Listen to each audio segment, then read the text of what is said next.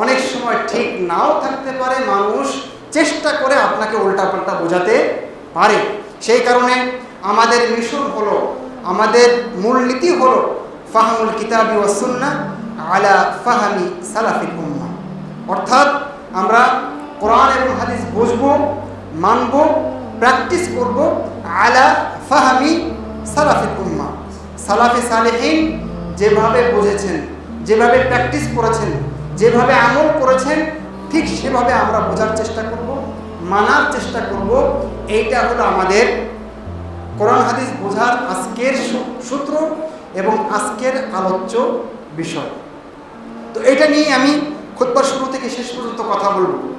এখন কেউ প্রশ্ন করতে পারেন যে, বা কেউ বলতে পারেন হোম রিজাল নাহনু রিজাল, আরে ওরাও তো মানুষ ছিলেন, আমরাও মানুষ, তারা তাদের মতো বুঝেছে, আমরা আমাদের মতো বুঝব।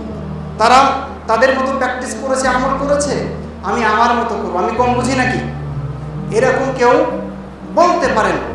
আর কেউ যখন বলবেন এটা, তখনই তার পদস্খলনের একটা সম্ভাবনা থেকে যাবে। কেন?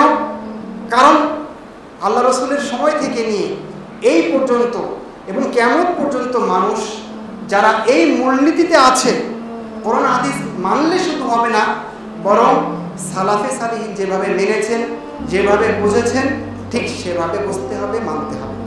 আমি আবার বলি, কোরআন হাদিস বুঝলেই হবে না, মানলেই হবে না, প্র্যাকটিস করলেই হবে না, বরং এই প্র্যাকটিসটা, এই বুঝটা, এই আমলটা, এই অনুশীলনটা, এটা কি সালাফে সালেহিন করেছেন, এটা দেখতে হবে। এটা একটা খুবই গুরুত্বপূর্ণ পয়েন্ট এবং আজকের আলোচ্য বিষয়।